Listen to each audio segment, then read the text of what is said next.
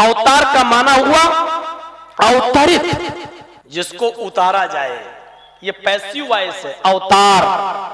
Meaning क्या होगी? अवतरित, भेजा हुआ, जिसको भेजा जाए।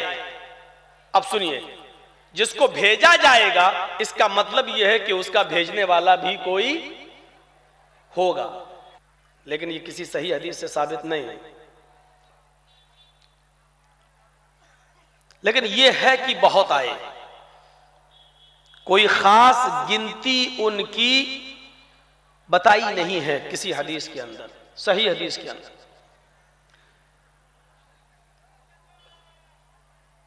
हिंदू धर्म के अंदर भी ऋषि और मुनियों की संख्या बहुत है, तकरीबन लगभग 64,000। इधर भी लोग कहते हैं 1,24,000, लेकिन उधर भी लगभग है, कोई क्लियर नहीं है कि 64,000 ही आए हैं, और इधर भी लगभग है, क्लियर नहीं है। इससे यह पता चलता है कि उधर भी बहुत हैं, इधर भी बहुत हैं। भागवत पुराण और कल्की पुराण और भविष्य पुराण, मत्स्य पुराण, शिव पुराण, जो हिंदू धर्म में 18 पुराण हैं, इन पुराणों के आधार पर लगभग 64,000 ऋषियों के आगमन का, उनके आने का प्रूफ मिलता है। हाँ, लेकिन 24 महान ऋषि बताए गए, बड़े पैगंबर, बड़े रसूल, बड़े ऋषि कितने बताए गए? वेदों में, पुराणों में 24, जिनका नाम हिंदू धर्म की किताबों में आया है। और आप आश्चर्य करेंगे कि जितने नबियों का नाम वेदों में आया है, उतने ही नबियों का जिक्र कुरान में भी आया है। उसमें महान रसूल, अवतार 24 बताए गए, और यहां भी 24 रसूलों का नाम है कुरान में, 25 का है। मुहम्मदुर रसूलुल्लाह का अगर नाम अलग कर दिया जाए तो नबी से पहले कितने हुए? 24 रसूल महान, और उसमें भी अंतिम ऋषि को कहा गया निराशंस या कल्कि अवतार, लेकिन उनके अलावा 24, तो उधर भी 25 हो गए, इधर भी 25 हो गए। उधर भी 24 अवतार का नाम वेदों में लिखा हुआ है, और इधर भी 24 नबियों का नाम कुरान में मौजूद है। उधर 25वें ऋषि को सबसे अंत में और लास्ट में आएगा बताया गया है, और इस बात को हम भी मानते हैं कि मोहम्मद रसूलुल्लाह सबसे अंत में, सबसे लास्ट में, सबसे आखिर में आए। और खुद अल्लाह के नबी ने कहा था, ना खातिमुन नबीयीन ला नबिय्य बादी, मैं आखिरी नबी हूं और मेरे बाद कोई नबी नहीं आएगा। चाचा बैठ जाओ, अच्छा नहीं लग रहा खड़े होकर आप लोग डिस्टर्ब करें, अच्छा नहीं। हम बहुत स्लो बोल रहे हैं, स्पीड बाद में बढ़ जाएगी जब देखेंगे। अभी स्लो इसलिए बोल रहे हैं कि हम एक माइंड बना सकें। आपका बंगाल है, थोड़ा सा मुश्किल होता होगा, तो इसलिए मैं कोशिश कर रहा हूं कि पहले माइंड में बिठा दें, और फिर स्पीड अगर बढ़ जाए तो आप समझ जाएं कि इसका कॉन्टेक्ट इस वर्ड से था, इस जुमले से था, इस सेंटेंस से था। चलिए, बच्चों को जो शोर कर रहे हैं उनको जाने दीजिए,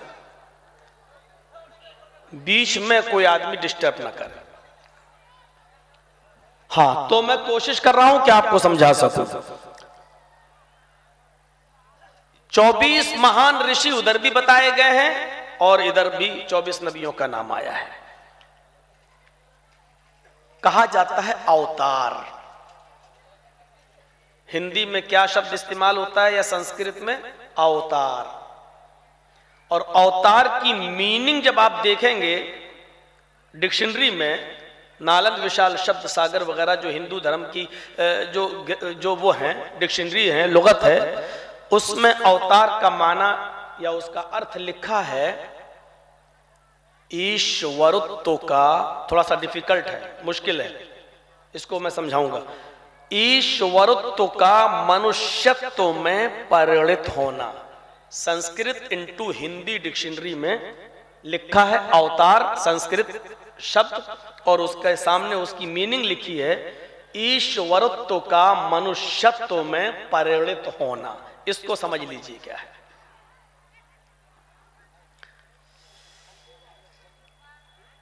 ईश्वरत्व का मनुष्यत्व में परिणित होने का मतलब क्या है? ईश्वर किसी मनुष्य को ऋषि, मुनि, पैगंबर, रसूल, दूत बनाकर नहीं भेजता, बल्कि वो खुद स्वयं मनुष्य का रूप धारण करके पृथ्वी पर अवतार लेता है। यह है हिंदू धर्म के अंदर अवतार की व्याख्या। ईश्वरत्व का मनुष्यत्व में लीन हो जाना, परिणित हो जाना, यानी अल्लाह ही मनुष्य का रूप धारण करके पृथ्वी पर अवतार लेता है। वो ईश्वर ही होता है जो मनुष्य की शक्ल में दुनिया में अवतार बन के आता है। लेकिन ये कितना गलत धारणा होगी अगर इसको सही मान लिया जाए। इस एतबार से राम अवतार थे, कृष्ण अवतार थे। तो राम के पिता राजा दशरथ थे और राजा दशरथ की तीन पत्नियां थीं। उनमें एक पत्नी से राम पैदा हुए, दूसरी पत्नी से लक्ष्मण पैदा हुए। पिता दोनों के एक थे लेकिन मां अलग अलग थी। अगर थोड़ी देर के लिए मान लिया जाए कि ईश्वर ही मनुष्य का रूप धारण करके अवतार लेता है, पृथ्वी पर आता है, तो इसका मतलब यह मानना पड़ेगा कि अल्लाह को भी, ईश्वर को भी दुनिया में आने के लिए मां के पेट का सहारा लेना पड़ता है और वजूद में आने के लिए बाप का भी सहारा लेना पड़ता है। और फिर वो मां के पेट से बाहर भी आता है। ये कितना गलत मैसेज जाएगा। फिर जब बच्चा शक्ल बन के पैदा हुआ तो इतना कमजोर कि पेशाब और लेटरीन पायखाना भी बिस्तर पे करता है और उसकी मां उसको साफ कराती है। क्या ईश्वर इतना कमजोर भी हो सकता है? भूख लगे तो रोए और मां उसको दूध पिलाए। ये सब बेबसी और कमजोरी की अलामत हैं। यही हाल कृष्ण जी का था। और कृष्ण जी जंगल में सो रहे थे। एक शिकारी ने हिरण का शिकार करना चाहा। तीर में जहर लगा हुआ था, विष, और वो हिरण को मारा, निशाना चूक गया। कृष्ण जी के पैर में वो तीर लगता है और उस तीर में लगे हुए जहर से कृष्ण जी की मृत्यु हो जाती है। ये हमारी किताबें नहीं कह रही है, आपके ग्रंथ कह रहे हैं। क्या किसी भगवान को या ईश्वर को कोई तीर मार सकता है? और अगर तीर में लगे हुए जहर से ईश्वर ही मर जाए तो फिर ईश्वर की शक्ति रह क्या जाती है?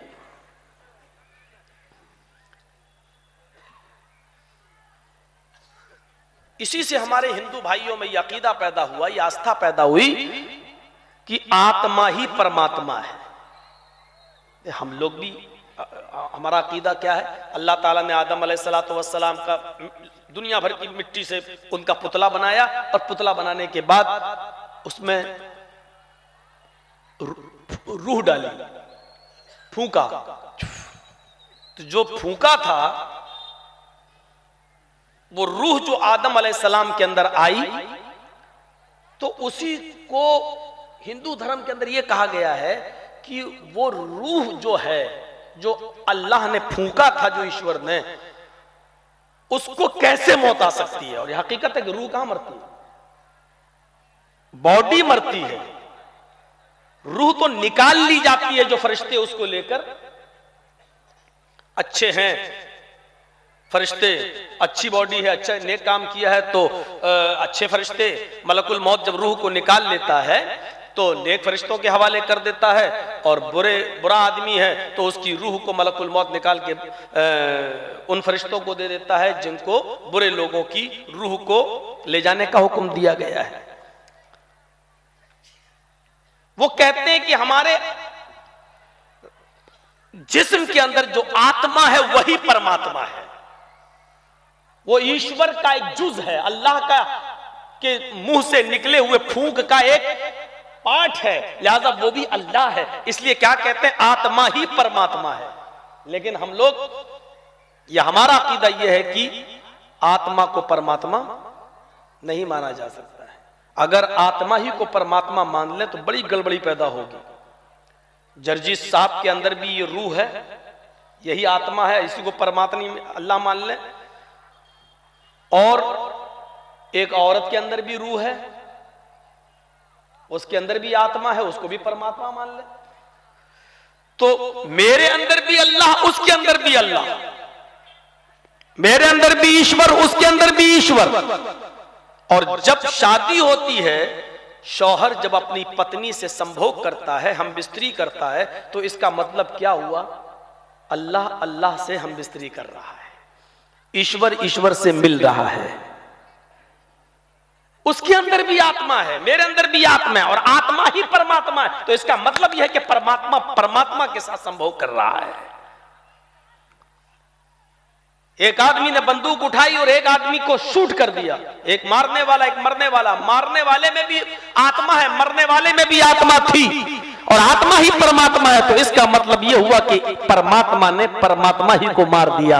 एक अल्लाह मार रहा है और दूसरा अल्लाह मर रहा है। नऊज़ु बिल्लाह मिन ज़ालिक। यह हमारा अकीदा नहीं हो सकता।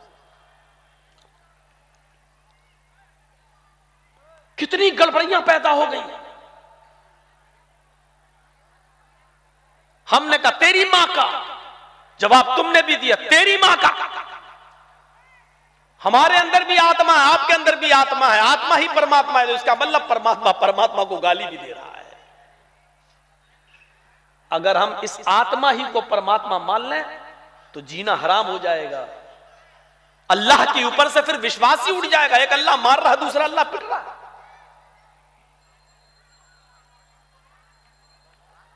अल्लाह अल्लाह ही से नऊज़ु बिल्लाह थुम्मा नऊज़ु बिल्लाह संभोग कर रहा है, मिल रहा है।